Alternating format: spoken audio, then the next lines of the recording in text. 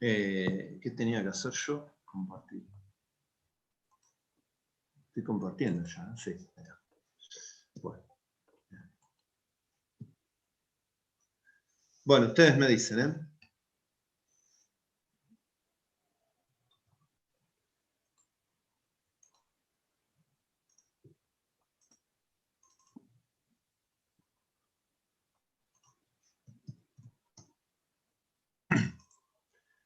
Díganme cuándo empiezo.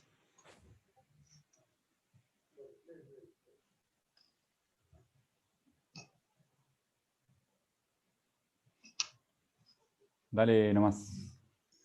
Bueno, bienvenidos y bienvenidas a la tercera clase del curso. Les agradezco mucho por seguir y me pone muy contento el interés en estos temas que a veces se vuelven espinosos. Y fíjense que acá en las diapositivas está mi mail. Después por ahí, cuando termine el curso, cuando terminen con la ESI, si quieren escribir por mayor bibliografía o mayor información, me pueden mandar mail y yo les mando referencias para problemas específicos. Si los sé, se los respondo, y si no, bueno, les digo, bueno, consúltenle a tal persona que sabe. Yo por ahí tengo un poco más de conectividad, ¿no?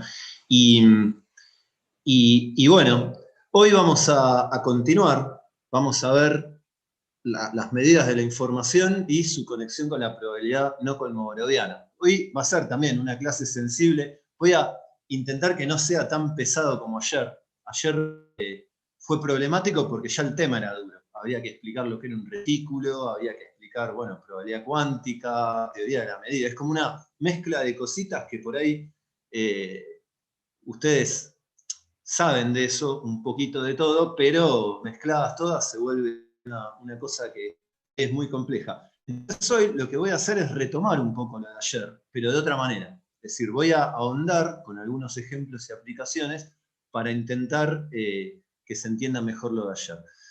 Piensen que estos temas, digamos, estudiar mecánica cuántica no es fácil en general. Yo por ahí hace 15 años que estoy estudiando y trabajando en esto, y hay gente que está 15, 20 años y todavía hay muchas cosas que no entienden. Si ustedes agarran a alguien de física y le preguntan algo muy específico, por ahí no lo sabe. Es un tema complicado. Entonces, no se preocupen si no entienden todo o entienden muy poco.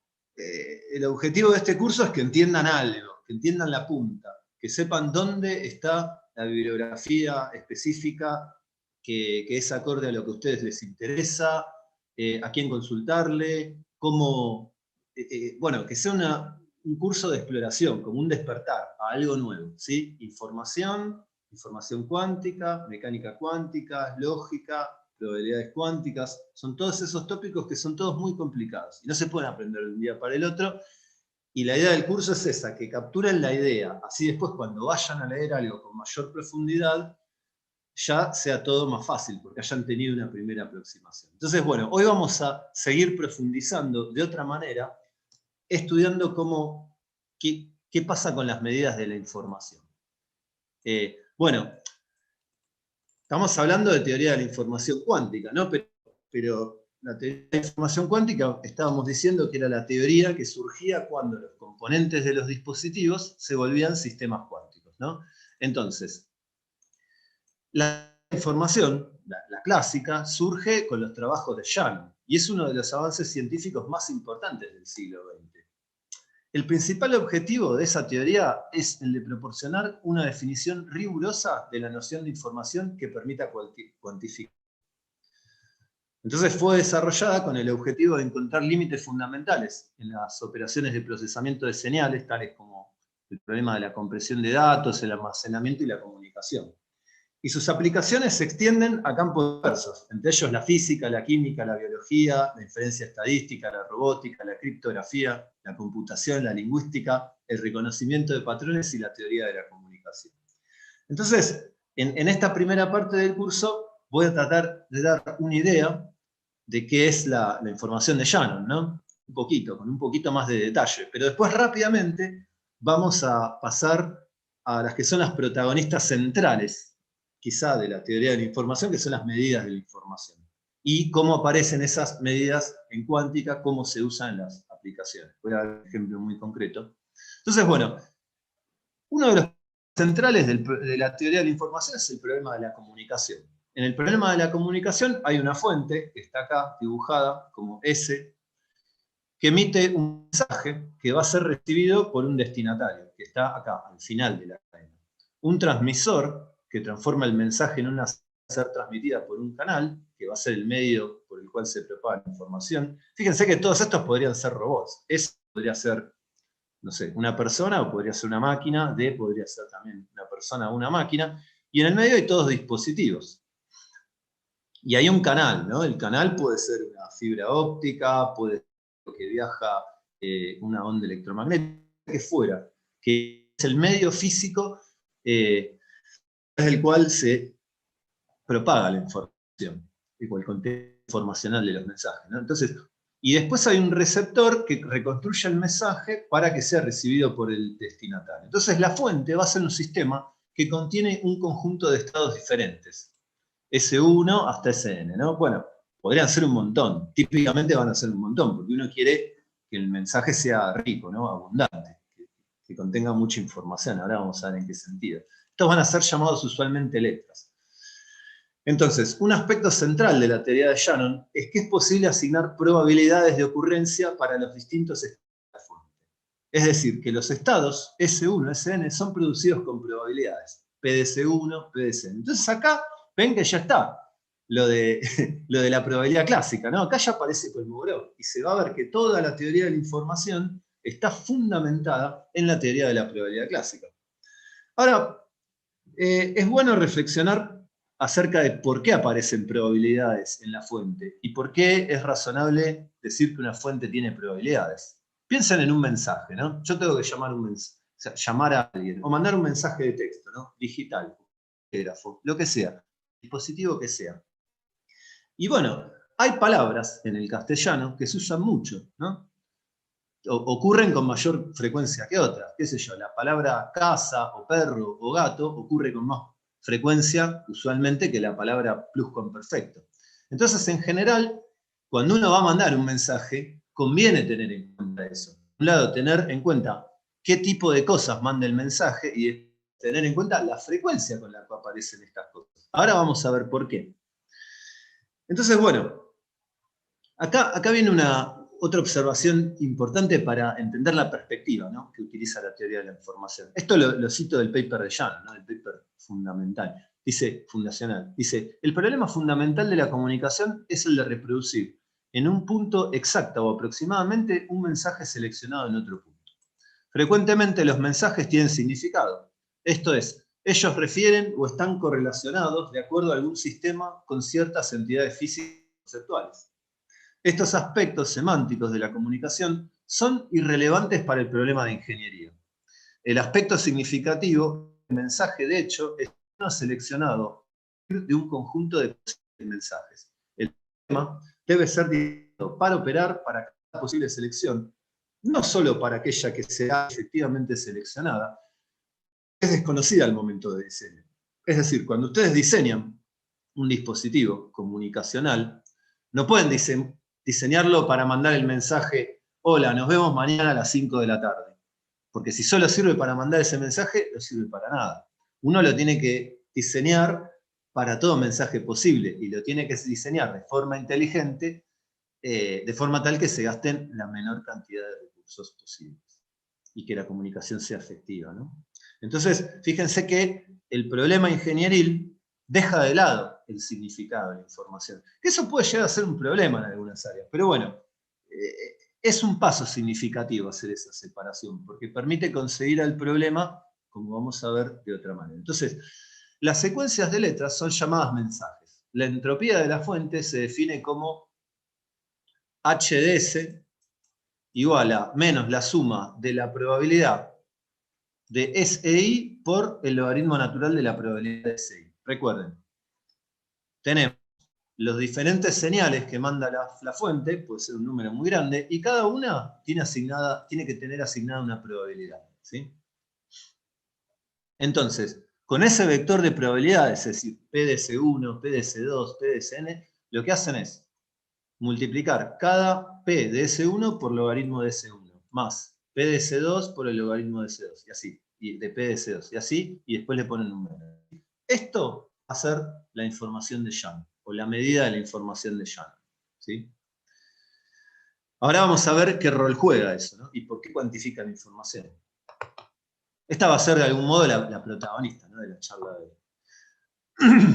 Y su hermana, ¿no?, que va a la versión cuántica. Entonces, bueno, a su vez el transmisor codifica el mensaje de la fuente, y esto equivale a hacer una conversión entre el alfabeto de la fuente y el código del alfabeto del transmisor, que viene dado por AC. Bueno, acá podrían pensar que el código tiene 0 y 1. Entonces a cualquier señal la mandan a una cadena de 0 y 1. ¿Qué sé yo? Si digo perro, lo mandan al 0, 1. Si digo gato, lo mandan al 1, 0. Si digo pluscuamperfecto, lo mandan al 1, 1, 1, 0. No sé, y así.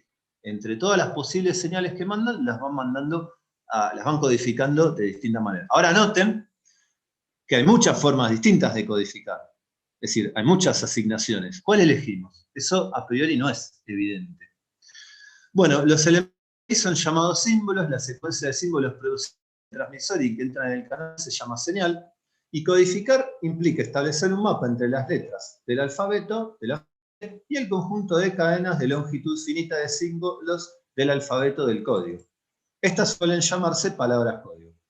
Cada palabra código, que corresponde a la letra SI, va a tener una longitud LI. Las longitudes LI pueden variar. ¿Qué sé yo? Algunas palabras, algunas letras, van a ir a algunas cadenas cortas, otras algunas cadenas largas. Bueno, adelanto un poco la solución, ¿no? ¿Qué conviene? Si uno dice todo el tiempo perro, perro, gato, qué sé yo, si dice todo el tiempo casa, auto, bueno, esas conviene mandarlas a secuencias cortas. Y las palabras que aparecen con poca frecuencia, por ejemplo, pluscuamperfecto, a cadenas largas.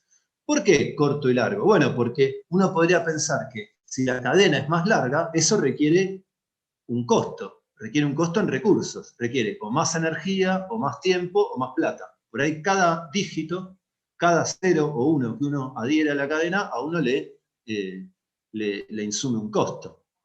Entonces, si insume un costo, lo que conviene es que las palabras o las secuencias de palabras que aparezcan con mayor frecuencia vayan a las cadenas más cortas, y las que vayan a las que sean menos frecuentes vayan a las más largas. Toscamente lo estoy diciendo, ¿eh? Entonces, bueno, en cada codificación las longitudes pueden variar.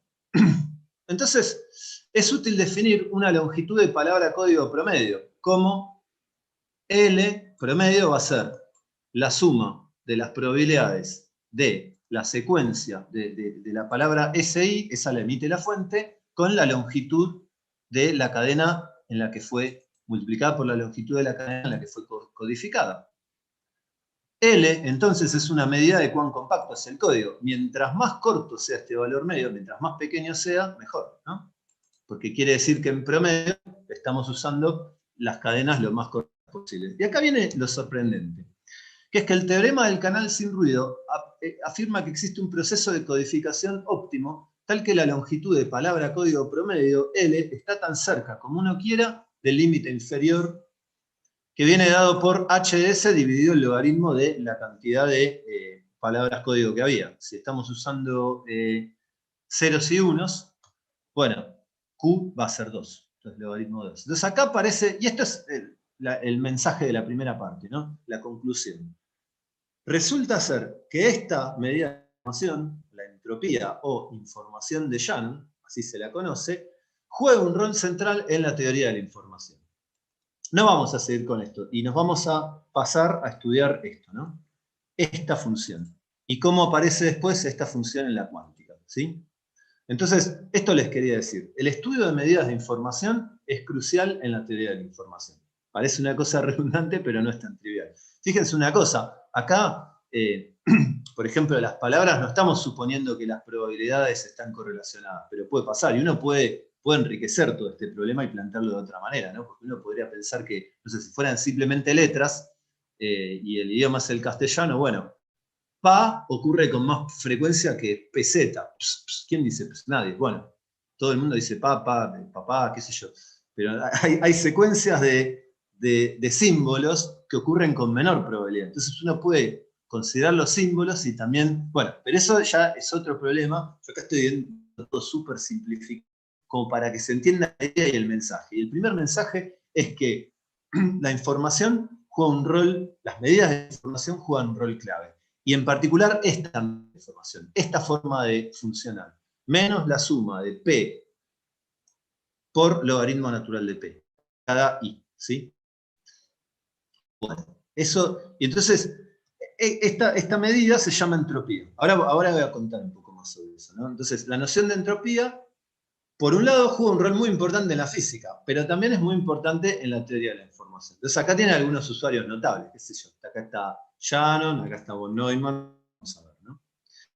Bueno, voy a contar una anécdota, porque resulta que parece ser que, cuenta la leyenda, que Shannon habló con Neumann acerca de esto cuando ya lo estaba desarrollando, cuando estaba recién publicado, y dijo, mi principal preocupación era cómo llamarla, ¿no? A esta medida, a esta magnitud que él encontró. Pensé en información. La palabra estaba demasiado usada, por eso decidí llamarla una incerteza. Cuando lo discutí con John von Neumann, él tuvo una mejor idea. Von Neumann es el de la cuántica, ¿no? Dice, von Neumann me dijo, deberías llamarla entropía. En primer lugar, tu función de incerteza ha sido usada en la mecánica estadística bajo ese nombre. Así que ya tiene un nombre. Y es verdad, esa función había sido usada desde mucho antes en la física. Incluso von Neumann ya la había usado en la cuántica. Entonces él dice, la tenés que llamar entropía. En primer lugar, por eso. Y en segundo lugar, y lo que es más importante, nadie sabe realmente lo que es la entropía. Por eso, en los debates, siempre vas a llevar ventaja. Y ahí viene la cosa interesante, ¿no? Claro, la entropía es un concepto espinoso en la física. Ya de entrada, interpretar qué es la entropía da lugar a muchos problemas conceptuales. Pueden consultar esta referencia para saber un poco más de esto. Entonces surge la pregunta, ¿no? ¿Qué es la información? ¿Es una magnitud física como la energía? Es decir, si lo puedo cuantificar, puedo decir, bueno, ¿cuánta información tiene una fuente? ¿Es una magnitud física? ¿Qué será entonces la información cuántica? ¿Tiene sentido hablar de sistemas físicos naturales como procesadores, transmisores de información? Ya de todo mensaje. Fíjense que un poco el problema de la comunicación apunta a eso, ¿no? A dejar de lado el significado del mensaje y a considerar a la fuente como algo que hace esta operación funcional, ¿no? Envía algo de un lado a otro y nosotros lo podemos modificar. Fíjense que mientras más grande es la entropía, más grande es la longitud de esta promedio, entonces uno podría decir que la fuente emite más información. Es una interpretación posible, pero tiene muchas y son problemáticas, lo adelanto, es un problema. Y ya se empieza a vislumbrar qué es la información cuántica. ¿Qué va a ser la información cuántica? Y bueno, va a aparecer cuando acá quiera codificar en sistemas cuánticos. Cuando en vez de mandarlo a cadenas de 0 y 1, los mando a cadenas de qubits, por ejemplo.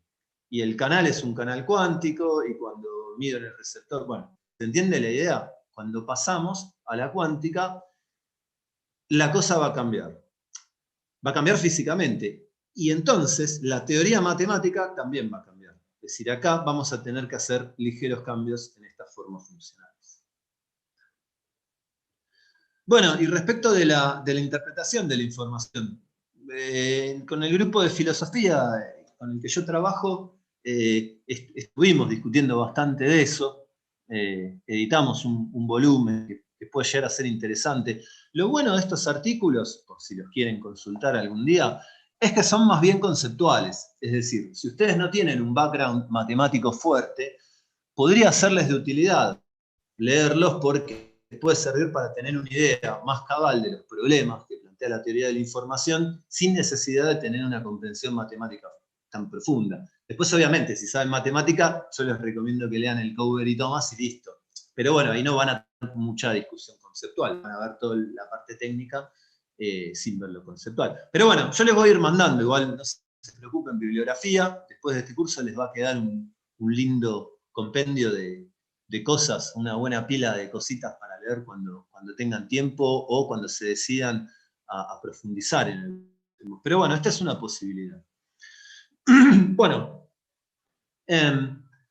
Entonces, la relación entre la teoría de la información y la física ha dado lugar a desarrollos muy interesantes. Entre ellos la teoría de la información cuántica, que ya está desde hace un buen rato dando vueltas y ya se ha convertido en una industria millonaria. ¿Sí? Como se vio que podía dar lugar a cambios tecnológicos importantes, ya se volvió un negocio, como es usual con muchas cosas, ¿no? Entonces, en esta conexión entre la física y la teoría de la información, las medidas de información juegan un rol protagónico. Entonces ahora vamos a ver qué papel juegan las estructuras cuánticas que estuvimos discutiendo hasta ahora en las medidas de información. Bueno, yo mencioné a la información de Shannon, o la entropía de Shannon, que es esta de acá, por ahí la más conocida, la más sencilla de todas. Pero es muy importante remarcar que hay muchas otras medidas de entropía que tienen muchísimas aplicaciones. Después voy a mencionar algunas. Pero es importante que sepan que hay un zoológico de medidas de información que se usan para diferentes menesteres, ¿sí? Y aplicaciones tecnológicas. Nosotros acá, bueno, nos vamos a concentrar un poco en esta, pero también vamos a prestar atención a esta forma, ¿no? Fíjense que si pongo h de x igual a x y phi de x a menos x por logaritmo de x, me queda esta función, ¿no? Es decir, tiene una forma funcional h compuesta con suma de phi de algo. Y esta también, si tomo esta h y esta phi, h phi, y así, h phi. Entonces, una familia de entropías que vamos a ver es la de h-phi, que contiene a todas las entropías como casos particulares. Bueno, no a todas, a una muy inmensa familia con la que podrían entretenerse toda la vida. Bueno, entonces, esto era lo que les decía antes, ¿no? Las entropías que aparecen en esta tabla tienen la siguiente forma funcional. Tienen las probabilidades PI, ese es el input. Es un vectorcito de probabilidades. Fíjense, acá se presupone que este vectorcito es probabilidad clásica. ¿Sí? Y entonces, ¿qué hacen? Aplican la función phi a pi, suman para todos los i y después aplican la función h. En el caso de la entropía de Shannon, phi es x por el logaritmo de x. Entonces queda pi por el logaritmo de pi. Suman todo eso y después le aplican h. ¿Sí? Y lo que se pide es que esta sea cóncava y que esta sea convexa o viceversa. No, creciente y cóncava y que la otra sea decreciente o convexa. Bueno, eso no importa por ahora, porque no nos vamos a meter 100% en detalle en las propiedades de las entropías. Yo les voy a dar referencias igual para que lo puedan mirar. Pero bueno, acá viene una observación crucial. Los estados de las teorías probabilísticas clásicas, como vimos ayer y anteayer, se pueden describir con los axiomas de Kolmogorov. Desde este punto de vista, los observables son entonces variables aleatorias.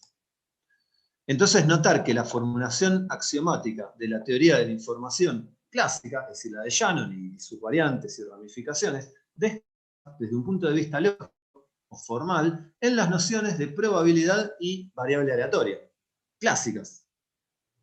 Entonces, esto permite vislumbrar, por lo que vimos ayer, que la teoría de la información cuántica se podría pensar o concebir como aquel formalismo matemático o lógico que surge a partir de reemplazar la teoría de la probabilidad clásica por un cálculo de probabilidades no conmutativo, representado con matrices, ¿no? Como vimos que era la cuántica. ¿Sí? Entonces ahora, bueno, vamos a tratar de indagar un poquito en eso, tratando de volver a lo de ayer de una forma que intente reforzar lo que aprendimos ayer, ¿no? Como para hacer todo más claro y que no sea toda una cosa tan oscura. Pero fíjense que se agarran el Cover y Thomas o cualquier libro de teoría de la información, siempre tiene un prolegómeno de probabilidad, porque es la base. Primero tiene que saber probabilidad para poder hablar de probabilidad de la fuente o de probabilidad conjunta entre una variable aleatoria y otra. Son como las nociones clave. Y a partir de ahí se van montando el resto de los conceptos de la teoría de la información. Medida de información mutua, lo que sea. ¿Está bien? Entonces, cambia la teoría de la probabilidad, cambia la teoría de la información. Y piensen en esto, si un día en el futuro se descubre que en alguna escala de la física aparece una teoría que es distinta a la cuántica, porque tenemos que corregir la cuántica, qué sé yo, en lo que es muy pequeño o en lo muy grande, bueno, probablemente cambie la teoría de la información ahí. ¿Sí? Eso es un detalle que no es trivial. Bueno, entonces, claro, axioma de Kolmogorov, probabilidad clásica, teoría de la información clásica. Pero en cuántica, ¿qué tenemos? Y bueno, matrices, qué sé yo, tienen las matrices hermíticas, ¿sí? Ahí, ese es, ahí está, lámina A, este cuadrado, matrices hermíticas. Y después piensen, a las que tienen traza 1, están en un hiperplano por acá, y que son positivas, es decir, que están en el cono positivo. Bueno, eso les da un conjunto convexo. Recuerden, yo se los expliqué ayer, por ahí no se entendió bien, pero se los vuelvo a decir, la forma de los conjuntos convexos de estados de las teorías de probabilidad clásica es muy específica. Es un simplex. Por ejemplo, la probabilidad de una moneda, todos los estados posibles, ¿no? Si los grafican como puntos de algún espacio vectorial, les queda para la moneda un segmento de recta. Para el conjunto de 3 elementos les quedaba un triángulo. Para el de 4 les quedaba un tetraedro, y así. Les queda un n simple, en el caso general. Bueno, en cuántica no, ya el qubit es una esfera, geométricamente. Y bueno, vaya uno a saber la geometría que tiene un espacio de estados cuánticos de dimensión 100. Es un espacio geométricamente muy rico, muy complejo, y que todavía en física estamos investigando. Digamos, es un campo de investigación. Entonces, bueno, eso es importante, y eso lo cambia todo. Eso lo cambia todo, ¿sí? Entonces, bueno, de vuelta, acá las matrices positivas que forman un cono, las de traza 1 y el convexo de estados cuánticos. Y las probabilidades cuánticas. Habíamos dicho, ¿no?, que las probabilidades cuánticas se podían pensar como una medida, pero en vez de tener una medida en una sigma álgebra, daban una medida en el retículo de los proyectores de un espacio de Hilbert. ¿Por qué? Bueno, porque cada evento en cuántica, por ejemplo, el sistema cuántico tiene energía 1 joule. Voy y lo mido. Si me da 1 joule, digo que sí. Si no me da 1 joule, digo que no, en una corrida. Bueno, esa proposición, que se puede testear empíricamente, tiene un representante matemático en el formalismo. Y ese representante matemático es un proyector, o equivalentemente un subespacio cerrado. ¿Sí? Entonces, cada proposición que ustedes le den, a cada proposición que ustedes le den un significado físico, le asignan un proyector, matemáticamente. ¿Sí? Es como una regla de asignación matemática. Y a través de ese proyector y a través de la matriz densidad que representa el estático, calculan la probabilidad. Eso es lo que hace el formalismo cuántico. Entonces, la probabilidad de un evento dado, representado por el proyector P, es simplemente multiplicar las matrices ρ por P y calcularles la traza al resultado. ¿Sí?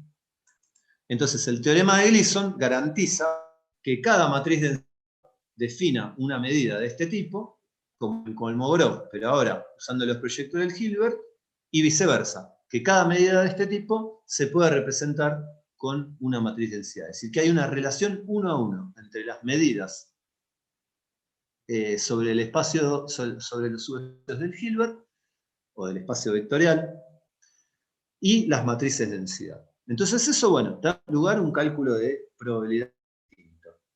Entonces, estas medidas se representan como un cálculo de operadores en un espacio lineal y no es conmutativo, porque si son matrices A por B, ustedes lo saben eso. Si hago A por B no necesariamente da B por A. Cuando A por B es B por A, es igual a B por A, decimos que los observables representados por esas matrices son compatibles y se puede hacer el experimento al mismo tiempo. Y si A por B no es igual a B por A, entonces no son compatibles. Por ejemplo, la posición y el momento, cuando hacen A por B menos B por A, da distinto de cero. Y eso da lugar a la desigualdad de Heisenberg. ¿Sí?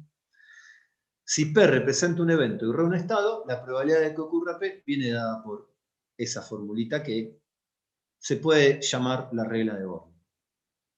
Bueno, y acá de nuevo, ¿no? Habíamos dicho que este retículo de los proyectores, en analogía a la probabilidad clásica, era la lógica cuántica. ¿Por qué? Miren, en probabilidad clásica tenían una sigma álgebra, que en particular era una álgebra de Boole. Y entonces esa sigma álgebra ustedes a los conectivos que habían ahí los podían asociar a los conectivos de la lógica clásica. El I la intersección, el O la unión, el no el complemento conjuntista y así. Ahora van a ver unos conectivos cuánticos que tienen la misma pinta que los clásicos, pero no se pueden interpretar como el I, O y el no de la lógica clásica, ¿sí? Entonces a eso von Neumann y Birkhoff le llamaron lógica cuántica. Entonces, en la probabilidad clásica tenemos una medida sobre una lógica clásica. Y en la probabilidad cuántica tenemos una medida sobre una lógica cuántica. Esa es la filosofía, ¿no?, de este abordaje. Bueno, pero ¿qué pasa? Hay distintos abordajes a la probabilidad. Hay uno que por ejemplo, es el de Cox, que lo pueden mirar acá. Este artículo está disponible en la web, lo pueden consultar, es muy interesante. Lo que probó Cox es lo siguiente: si un agente racional se enfrenta a eventos posibles, qué sé yo, eventos, mañana va a llover, el gato está durmiendo al lado de la estufa, bueno, lo que sea que fuere, eventos de cosas que puedan llegar a pasar, sobre las cuales nuestro agente racional, que podría ser una máquina, quiere asignar grados de creencia o de plausibilidad. Es decir, nuestro robotito quiere decidir, tener un algoritmo para decidir, asignar una función de plausibilidad a partir de una información que le entra, quiere calcular la probabilidad de que mañana llueva o no. Bueno, si el álgebra es de Boole, resulta ser que Cox prueba que la medida de plausibilidad más razonable cumple los axiomas de Kolmogorov. Ese es un resultado que para mí es súper importante. No lo voy a dar a entender. Lo digo para que se vea que hay una conexión entre la lógica y la probabilidad. La lógica subyacente al álgebra de eventos, digamos. Esto no es estrictamente una lógica. Digamos, si viniera un lógico acá, por ahí les diría, no, bueno, eso no es una lógica. Digamos, un lógico de un departamento de filosofía, ¿no? Ahora, si uno lo piensa más como un físico, lo piensa como la lógica que ocurre a nivel operacional, uno sabe decir, y pasa este evento y así. Hay un y un no que uno puede definir en el experimento. Y bueno, si uno llama lógica a eso, se ve que hay una conexión entre lógica y probabilidad.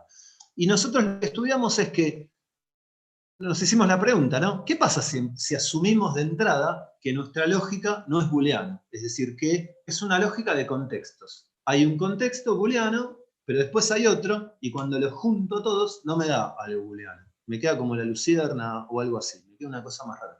Bueno, probamos que también sale una medida de probabilidad razonable y que si uno postula que esas álgebras, cuando se pegan, son el retículo de proyectores de un Hilbert, uno puede deducir la probabilidad cuántica. Entonces, la probabilidad cuántica se puede pensar así, como la medida de plausibilidad que debería elegir un agente racional para comportarse racionalmente, ¿sí?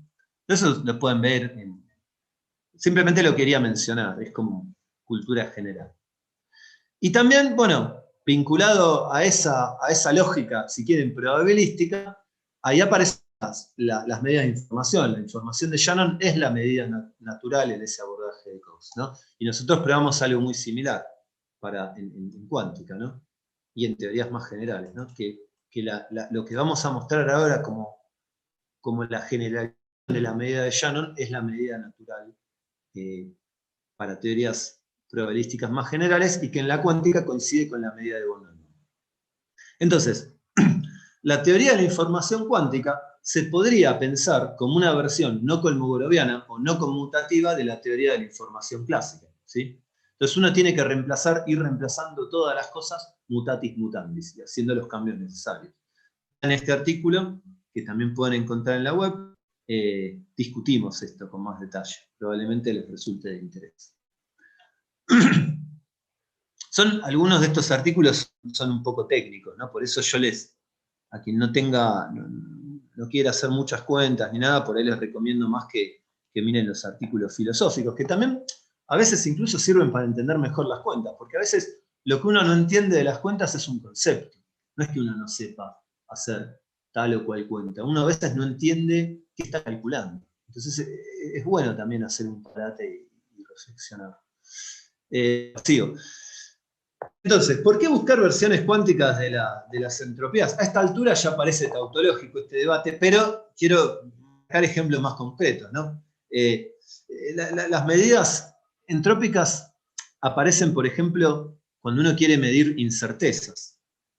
Qué sé yo, si uno mide de una variable aleatoria la dispersión media cuadrática. Bueno, eso es como una medida de la incerteza. Pero la entropía también. Si uno tiene una distribución de probabilidad, si la distribución de probabilidad es muy picuda, la entropía va a ser baja. Y si la distribución, la de von Neumann, ¿no? Por ejemplo, es muy picuda, la distribución de probabilidad es muy equiprobable, tipo, tengo un dado con probabilidad de un sexto, bueno, la entropía va a ser máxima, porque hay muchas sorpresas. Cuando yo tiro el dado, no puedo predecir nada. Si no puedo predecir nada, mucha entropía. ¿Sí? Entonces, las medidas de información se suelen usar como medidas de interés, de incerteza. Y esto sirve para estudiar relaciones de incertidumbre cuánticas, como el principio de Heisenberg, pero para modelos de dimensión finita. ¿Por qué? Porque en modelos de dimensión infinita, bueno, alcanza con las dispersiones medias cuadráticas, pero en modelos de dimensión finita es útil también usar entropías. En dimensión infinita también es útil usar entropías, pero bueno, no me voy a meter eso. Pero es todo un campo de investigación. También pueden usarse para medir y detectar entrelazamiento, desarrollar medidas de información mutuas. También sirve para la teoría de la codificación y transmisión cuántica, para la característica del ruido. ¿Por qué? Teorema de Schumacher. ¿Cómo está el teorema de Shannon? Que nos dice que la entropía nos da la cota para la codificación óptima. Hay un teorema de Schumacher que es para la cuántica. Es decir, si ustedes ahora plantean el problema de la comunicación mutatis mutandis con qubits y un canal de comunicación cuántico, van a encontrar un teorema similar. Y la protagonista de ese teorema es la entropía de von Neumann, de la que voy a hablar a la brevedad. ¿Sí? Se escribe con esta fórmula de acá. Tienen que hacer, agarran el estado cuántico ρ. ρ ahora describiría la distribución de probabilidad de la fuente, ¿no? Antes tenían una fuente que emitía palabras con una distribución de probabilidad pi. Ahora, ¿qué tienen? Una fuente que emite sistemas cuánticos. O bueno, palabras que se guardan en sistemas cuánticos, y eso tiene estado cuántico. Entonces, ahora la probabilidad es la probabilidad cuántica. Entonces, en vez de hacer suma de pi por el logaritmo de pi, hacen ρ por logaritmo de ρ y después le calculan la traza. Ahora vamos a ver cuál es la relación de esta fórmula con la entropía de Shannon, ¿no? Otro motivo importante del cual voy a hablar bastante es el principio de máxima entropía, de James. Vamos a hablar de esto, me parece muy importante hablar de eso, porque va a servir para ilustrar el problema que discutimos ayer en un ejemplo práctico, ¿sí? En un ejemplo que tiene relevancia va a servir para afianzar los conceptos, ¿no? De probabilidad cuántica, de contexto, bueno, todo eso. Bueno, y también es importante mencionar que, así como está el teorema de Schumacher, que es una forma de teorema de canal sin ruido, uno podría pensar, digamos, así como está el teorema de Shannon, en el problema de compresión de datos con penalización aparecen las entropías de Renyi. Es decir, si uno tiene que codificar, no quiere secuencias largas, ¿no? Porque podría pasar que, está bien, bueno, pluscuamperfecto, la codifico en una cadena larga, porque no aparece nunca y listo, como no aparece nunca, pero podría ser que las cadenas largas son muy costosas, pero mucho más costosas o imposibles de realizar en la práctica. Entonces yo las quiero penalizar, quiero que no aparezcan directamente. Entonces, si uno le pone una penalización exponencial, en vez de aparecer como la cota mínima la entropía de Shannon, aparece la entropía de Renyi. Nosotros lo que logramos probar es que se puede dar una formulación cuántica del mismo problema, y eso es relevante porque, al menos a corto plazo, mientras más qubits uno meta, es más difícil de manejar todo, ¿no? Entonces, le ponemos penalización a las cadenas largas y aparece la entropía de Renyi cuántica. Entonces esto le da a la entropía de Renyi, que era una de las que estaba ahí en la tabla del zoológico que les mostré antes, le da a la entropía de Renyi un significado operacional. Eso también lo pueden consultar en la web. De vuelta, estos papers, tanto el de Campbell como este, ya son más técnicos y por ahí son más difíciles de entender. Eso no lo detalles tampoco, porque se va a volver muy pesado. Pero bueno, vamos, esto sí se puede entender. Miren, ρ es una matriz. Vamos a explicar cómo se calcula la entropía de un estado cuántico. Entonces, ρ es una matriz de estado cuántico, como vimos ayer y anteayer. Hago ρ por el logaritmo natural de ρ. ¿Qué es el logaritmo natural de ρ? Bueno, es el logaritmo de una matriz. Si ustedes agarran Python y agarran la librería de linear álgebra, meten una matriz, meten una ρ, eso lo pueden escribir, una de las que usamos en el curso, algunos de los ejemplos, construyen la ρ, bueno, les calcula el logaritmo natural. Si no se acuerdan de matemática, bueno, una forma de calcularlo teórica es, hacen el desarrollo en serie de Taylor de logaritmo y meten la matriz y se fijan a dónde converge. Bueno, hay formas de calcularlo. Yo supongo que los algoritmos de computadora calculan los autovalores de la matriz y bueno, lo utilizan para calcularlo, ¿no? No importa, pero se puede calcular. No es algo que debiera volverlos locos. Ahora, al menos en lo que respecta a entender, ¿sí? Entonces, ρ por el logaritmo del natural de ρ. El logaritmo de ρ da otra matriz. Cuando la multiplican por ρ, tienen otra matriz y a eso le calculan la traza. La traza, recuerden, era la suma de los elementos de la diagonal. Esta es la formulita de la entropía de von Neumann. Pero, recuerden, hermítica. Es decir, todo estado cuántico va a dar lugar a una matriz, a una representación matricial hermítica. Como es hermítica, la matriz del estado cuántico va a tener una descomposición espectral con autovalores, lambda i, que, o casualidad, suman 1 y son positivos. Entonces, pensar como una probabilidad, ¿no?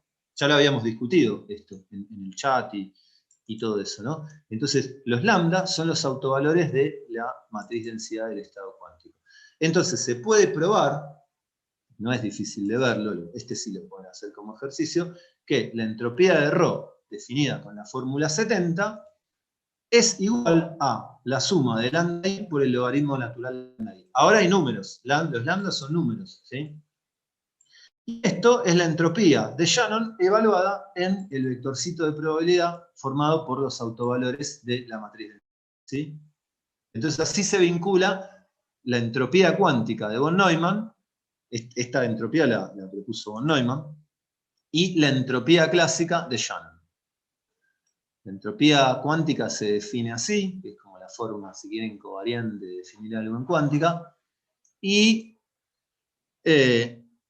su relación con la vieja entropía es que se obtiene evaluando la entropía clásica en los autovalores de la matriz densidad. Bueno, entonces ahora, ¿cómo queda esto en términos de los contextos cuánticos? Y ahora vamos a volver a la discusión de ayer. Va a venir una cosa que voy a tratar de decir de vuelta lo de ayer, pero de forma mucho más directa y mucho más sencilla. Supongamos que B es una base ortogonal del Hilbert. Por ejemplo, si tienen un qubit, el espacio vectorial tiene dimensión 2. Es un espacio vectorial complejo. Son duplas de números complejos. Alfa y beta, ¿no? Un vector columna. Entonces, una base va a tener 2 elementos. Para un sistema de dimensión 3, la base va a tener 3 elementos y así. Es un espacio vectorial, una base ortonormal. Yo dije ortogonal, pero acá quise decir ortonormal. Es decir, que sean ortogonales y que además tengan norma 1. Piensen en, si lo quieren ver gráficamente, piensen en dimensión 3, 3 ejes ortogonales entre sí, ¿sí? Y piensen en dimensión 2, ¿no?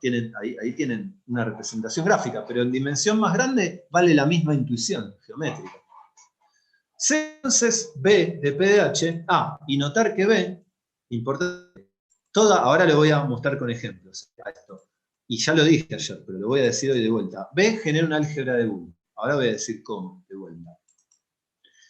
Y llamémosle B de PDH, es decir, B de los proyectores del Hilbert, al conjunto de todas las posibles subálgebras booleanas maximales del Hilbert.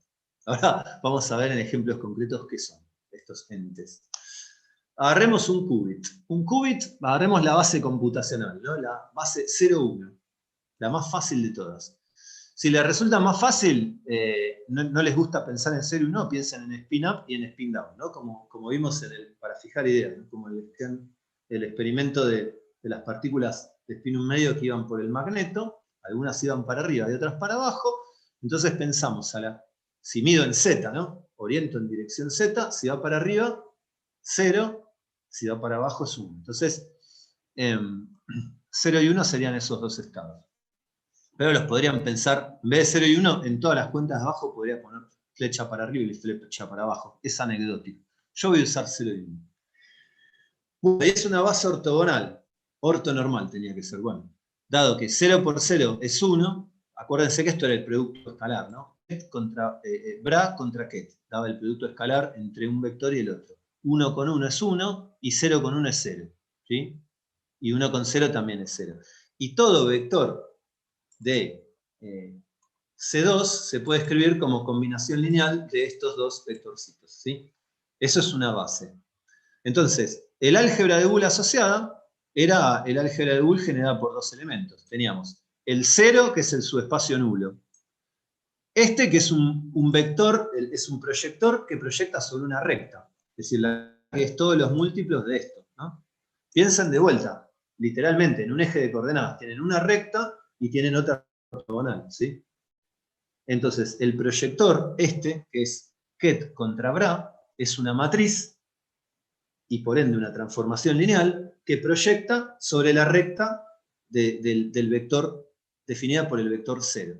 Y el otro proyecta sobre el vector 1. ¿Sí? Y esto es la cuántica. Bueno, no, perdón, me equivoqué. Esta sería un álgebra de Boole asociada a la lógica cuántica del qubit. ¿Qué va a ser la lógica cuántica? Bueno, todas las álgebras de Boole posibles, que surjan de todas las bases posibles, porque yo elegí esta base. Y si la rotaba, tengo la misma historia, hago todo lo mismo de nuevo. La roto y tengo infinitas bases ortogonales. ¿Sí? Eso se debería entender, ¿no? Ustedes deberían poder ver esto en sus mentes, ¿no? Si hicieran álgebra lineal. Entonces, atención, no se confundan. Interpretación física. ¿Qué quiere decir? El proyector es una matriz, es un ente matemático. Y 0 es el resultado de una medición. El sistema físico concreto que es modelado por esto podría ser muchas cosas. Por ejemplo, podría ser un spinum medio, como dijimos el otro día. Podríamos pensar que 0 y 1 representan los resultados de medir el spin en una dirección elegida. Y bueno, si va para arriba decimos 0. Y esto es el resultado de una medición, es algo que hacemos en el laboratorio. O si va para abajo decimos que obtuvimos 1. O podría ser no un spinum medio, sino un átomo que tiene solo dos niveles.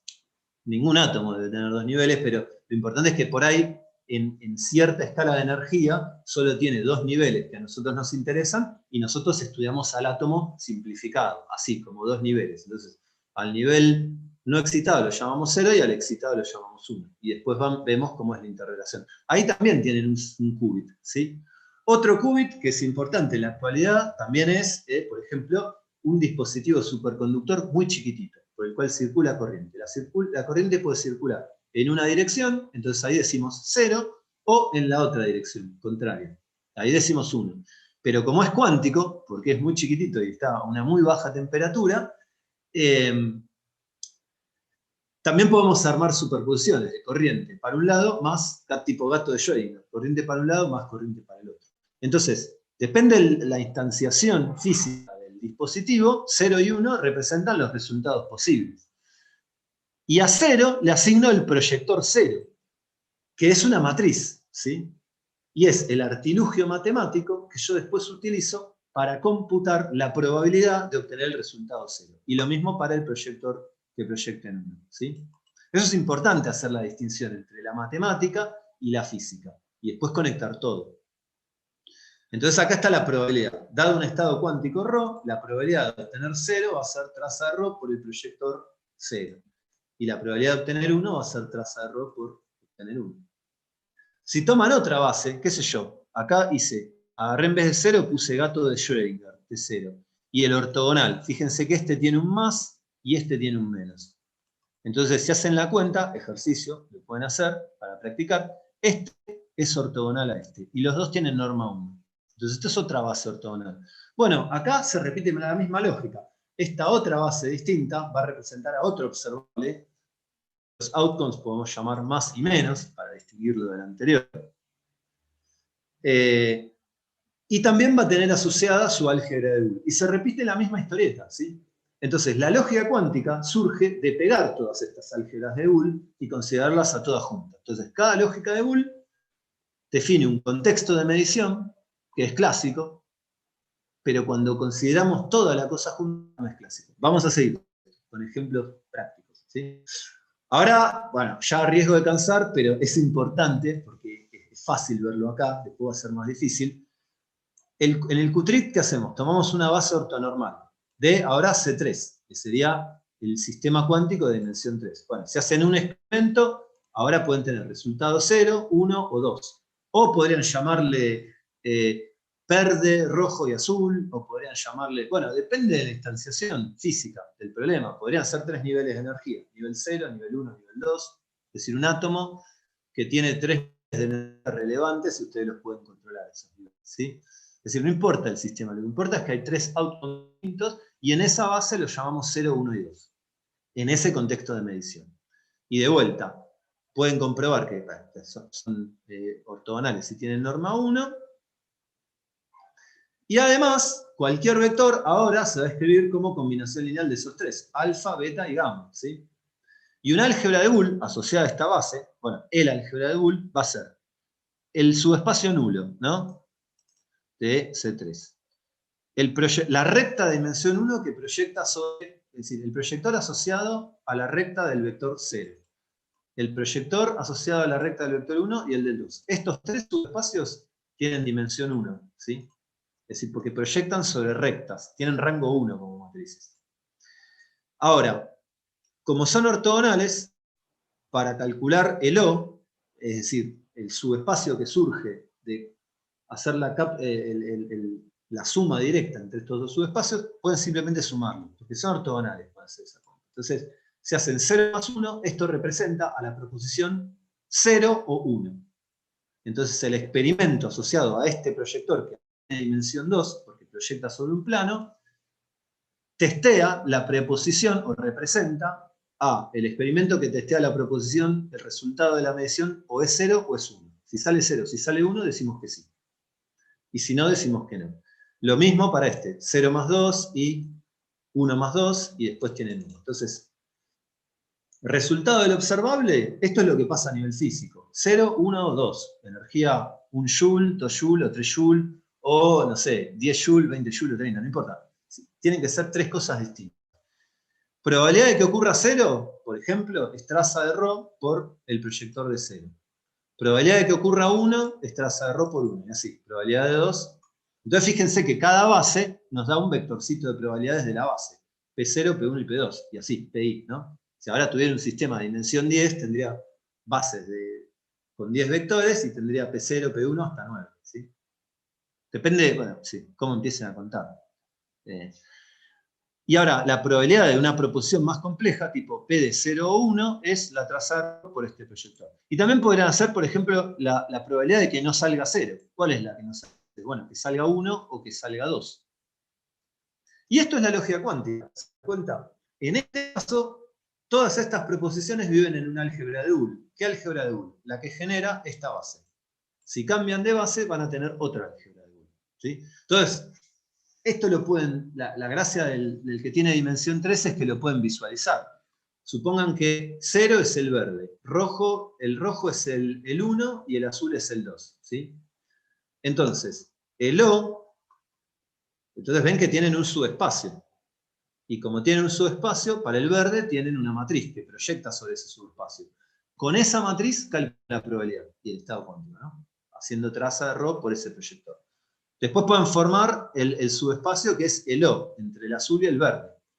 ¿Este subespacio qué representa? Representa que implica ir a testear a ver si salió rojo, no, perdón, si salió verde o salió azul, ¿sí? Verde o azul. Después tienen el otro experimento que testea rojo o azul, bueno, y así, tienen todos juntos. Y después pueden hacer, por ejemplo, el I. El I sería, ¿qué sería? La intersección entre rojo y verde. ¿Y qué da la intersección entre rojo y verde? Bueno, azul. Y si lo piensan, eso está muy bien, porque ¿el rojo qué es? ¿Que dé verde o azul? ¿Y el verde qué es? Que de rojo a azul. ¿Qué tienen en común? El azul. Entonces, testear el rojo y el verde es testear el azul. ¿Sí? Entonces hay como toda una lógica. Y una álgebra de Boole. Estas son el subespacio nulo, los 3 subespacios de dimensión 1 y los 3 planos de dimensión 2 son una álgebra de Boole. Ah, y hay que agregarle, perdón, todo el espacio, ¿no? El subespacio, todo espacio vectorial es subespacio de sí mismo. Entonces eso forma una álgebra de Boole. Ahora, yo elegí una dirección. Si elegía otra dirección rotada, qué sé yo, ¿entienden? Yo elegí esta base, este contexto de medición. Si elegía otra dirección, tengo otro observable, es otro experimento que no es compatible con el anterior. ¿Sí? Entonces ahí puedo hacer la misma historieta de vuelta. Este oeste, y voy a tener otra álgebra de Boole para esa nueva dirección. Y hay infinitas direcciones. Entonces van a haber infinitos contextos de medición, infinitos observables, y así. ¿Se entiende? Cada contexto de medición genera una álgebra de Boole.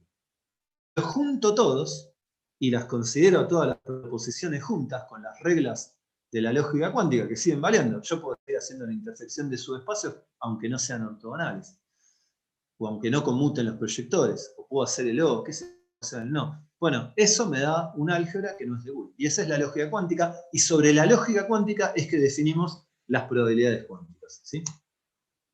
Bueno, acá está la álgebra de Boole de los proyectores del Qtrit, y acá puse unas linitas sucesivas, ¿sí?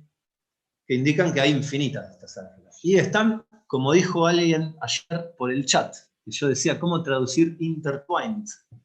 Están imbricadas, están como pegadas de una manera muy compleja, dando lugar a todo tipo de problemas de interpretación, como los que surgen a raíz del teorema de Cohen-Specker. ¿Sí? Bueno, entonces, seguimos. Espero que con esto se madure un poco más lo que estuvimos viendo ayer, ¿no? Que es bastante duro de pensar y es bastante duro de verlo en la bibliografía. Pero si logran entender al menos la idea de esto, van a haber dado un importante paso al frente. Bueno, entonces, ¿cómo se relacionan los contextos de medición y las subálgebras maximales de Boole de nuestra lógica cuántica con la entropía? Fíjense una cosa, uno podría definir para una base B, dada una álgebra de Boole, una subálgebra de proyectores, si el álgebra es maximal, en cuántica siempre van a tener asociada una base. Entonces tomen la base de esa álgebra de Boole. La base, ¿qué va a ser? Va a estar formada por vectorcitos de norma 1, todos ortogonales entre sí. Hago notar que cada vectorcito de norma 1 define una dirección en el espacio y por lo tanto un proyector. Ese proyector va a tener asociada una probabilidad. Entonces acá tienen el vectorcito I, que es el ket. El proyector lo hacen haciendo el producto exterior de ket contra bra, como yo les enseñé el lunes, y a eso lo multiplican por ρ. Y a eso le calculan la traza. Con esto se calculan los PI. Entonces, cada subálgebra maximal me va a dar lugar a unos PI, a los PI de los subespacios de dimensión 1. Y con los PI calculan la entropía de Shannon asociada a esa base. Fíjense que acá le puse un subíndice B. Es decir, sería la entropía asociada a esa álgebra de Boole. Si cambian de base, es decir, ahora rotan, como hice yo en los dibujos, van a tener otros vectores y el mismo estado cuántico va a dar lugar a otro vector de probabilidades. Entonces van a tener una nueva entropía, ¿sí? Que va a ser la entropía de la otra base. Y así, para todas las bases posibles. Para cualquier base, o equivalentemente desde el punto de vista conceptual, para cualquier contexto de medición, van a tener asociada una entropía con esta fórmula, que consiste en aplicarle la fórmula de la entropía de Shannon a cada vectorcito de probabilidad que surge de aplicarle la regla de Born a los vectores de la base asociada a dicha álgebra de Boole. ¿Sí? Bueno, atentis, primera definición es esta. ¿Cómo pasamos a la entropía de von Neumann? Miren, esto es bastante sorprendente. Lo que se puede probar es que la entropía de von Neumann, esa que era traza de ρ por logaritmo de ρ, la que hablamos al principio, la entropía de von Neumann de una matriz de densidad es igual al ínfimo de las entropías asociadas a los contextos, sobre todos los contextos posibles. ¿Sí? Yo antes le dije que para cualquier contexto, volvamos, ¿no?, a la física del problema. Contexto de medición. Eso significa ir al laboratorio y montar un dispositivo. Eso se representa matemáticamente como una álgebra de Boole en la lógica cuántica, como una subálgebra booleana. Y cada subálgebra booleana va a tener asociada su base ortonormal que la define. Y el estado cuántico le da probabilidades clásicas a todos los elementos de esa álgebra de Boole, en particular a los de la base ortonormal que la define. Entonces, cada contexto de medición tiene asociado un vectorcito de probabilidad. A ese vectorcito de probabilidad yo le calculo la información de Shannon. Si minimizo sobre todas las posibles bases, que son infinitas, obtengo la entropía de von Neumann. Es una propiedad altamente no trivial. Bueno, nada, se puede probar, qué sé yo. Si les interesa, lo pueden ver en los papers, yo les puedo pasar. De esto sí hay mucha literatura y por suerte es más clara, no es tan oscura como la de la lógica cuántica. Hay muchas cosas bastante simples de seguir. Bueno, entonces yo les decía ayer que en realidad uno podía viajar un poquito más allá de la cuántica y pensar que hay otras teorías más generales, claro. Porque en principio, si en un momento había probabilidad clásica y de repente nos dimos cuenta que había probabilidad cuántica, ¿no será que en el futuro podría surgir alguna otra teoría que no sea ni cuántica ni clásica, es decir, que sea una generalización? Uno lo puede, matemáticamente lo puede definir. Uno podría pensar que tiene un retículo ortomodular y nosotros le vamos a pedir que sea atómico, además. Es decir, que sea parecido al Hilbert. El Hilbert, el que estudiamos nosotros, por ejemplo, C2, C3, C4 y así, C a la N, tiene lo que se llama átomos. Es decir, tiene subespacios de dimensión minimal, discreta. Entonces está el subespacio nulo y el otro subespacio que le sigue es el de dimensión 1. Y después de dimensión 2, y así. Entonces, los que tienen dimensión 1 son los que están entre el 0 y los de dimensión... son los que están inmediatamente después del 0. Cuando hacen el diagrama de la álgebra, ¿no?, del látiz, está el 0 abajo de todo e inmediatamente aparece el 1, pero hay un gap, hay un salto. No se pasa continuamente en dimensión del 0. Ojo, porque si uno agarra un retículo ortomodular general, esto es interesante para la gente que hace matemática, hay retículos que no son atómicos. Entonces no tienen puntos. Es decir, los puntos de la geometría proyectiva del espacio de Hilbert son las rectas, los subespacios de dimensión 1. Eso es una peculiaridad geométrica muy importante. No pasa siempre. Si uno agarra un látiz ortomodular al azar, por ahí no es atómico, lo más probable. No sé si lo más probable. Sí, yo creo que es lo más probable. Pero bueno, dejémoslo en suspenso eso. Pero hay muchos que no son atómicos, entonces nosotros le vamos a pedir que sea atómico.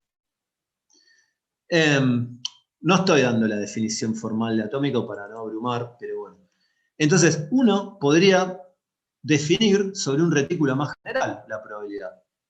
Dar unos axiomas parecidos a los de Kolmogorov o a los de la probabilidad cuántica en otros retículos. Decíamos ayer que si L era una sigma álgebra, teníamos una probabilidad de Kolmogorov.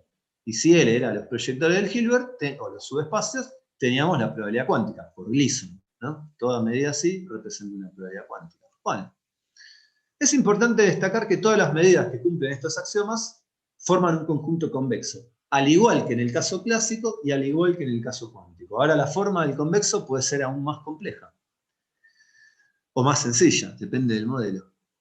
Entonces, tomamos un retículo atómico y ortomodular. Y sea B sub L el conjunto de todas las subálgebras de Boole maximales de L. Esas nos van a representar a todos los posibles o hipotéticos contextos de medición de nuestra teoría. Un marco va a ser un conjunto ortogonal de átomos, es decir, de estos subespacios, entre comillas, minimales, que están inmediatamente después del 0, tal que el O de todos ellos da 1. Notar que cada marco va a definir una álgebra de Boole, porque son ortogonales entre sí, y suman 1. Entonces, lo que se puede hacer es la misma triquiñuela que antes, lo mismo que hicimos en la cuántica. Y definir la entropía de una medida mu. Acuérdense que una medida mu sería un estado probabilístico de esto. Y entonces la entropía relativa a un contexto va a ser la fórmula de Shannon asociada a a esas probabilidades, ¿sí? A las probabilidades de los eventos del frame, que serían como los subespacios de dimensión 1. Y después definir la entropía global como el ínfimo sobre todos los posibles contextos de medición de las entropías locales, ¿no? ¿Cuál es la diferencia con la de von Neumann? Que acá no tenemos traza, porque esa magia de que se puede representar una medida así, como la traza de Rho como la traza de Rho por P, el teorema de Ellison, ocurre en casos muy particulares.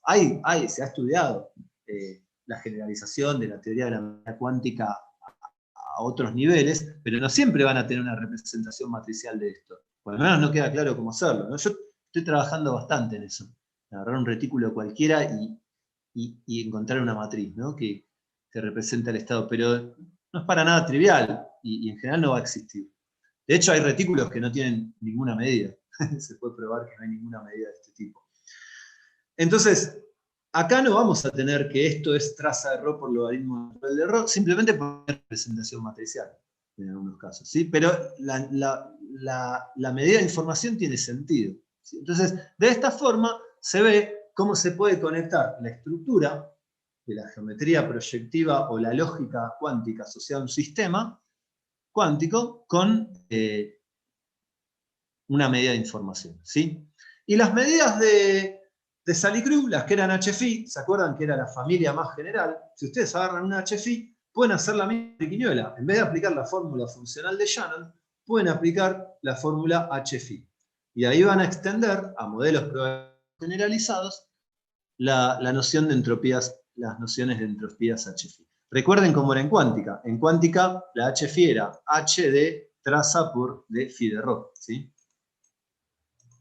Era muy parecida a la clásica. Si quieren aprender más sobre esto, este paper es técnico que hicimos, pero me parece que tiene toda una parte de la historia que es muy clara, que tiene mucho repaso. Entonces, si a alguien le interesa mucho todo este tema de las entropías y las entropías cuánticas, bueno, probablemente les sea de utilidad consultar ese artículo. ¿sí?